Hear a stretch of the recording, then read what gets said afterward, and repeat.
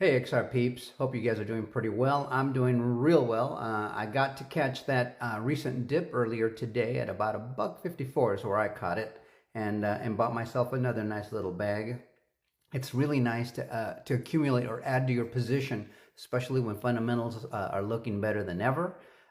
In spite of whatever's going on in the market, everything's being built exactly the way you would want it for future increase in value, right? For this thing to start becoming not only integrated, because that's what we're looking at, integration, but it's preparing a launching pad for mass adoption. And that's where you start to see some real value accumulate in your investment, which is what we all want, right? I still have a time horizon of 2030. It might be a little sooner, it might be 2028, and that's the Trump effect. It's a lot of the stuff that he's doing, and he's making it happen very quickly. I didn't expect that.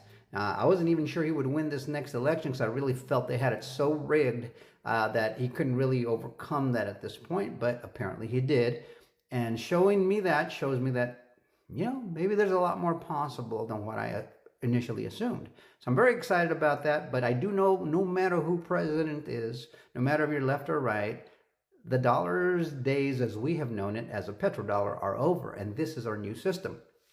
And we also had a lot of those Epstein emails this weekend, right? And I was kind of talking to you about the connections between Bitcoin, Ethereum, and Epstein and his crew and all the people involved in that, and how they strategically tried to basically destroy XRP and cryptocurrency, anything that could compete with their idea, their image, their agenda of how the financial system is to evolve, right? Because they wanted that control.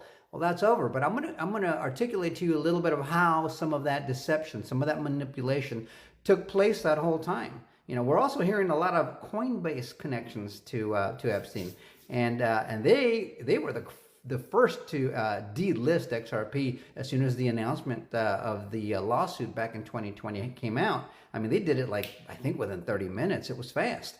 But during the Gary Gensler corrupt SEC chairmanship, he also made it appear as though he was looking into Ethereum, just for appearances is all it was. But when that announcement came out,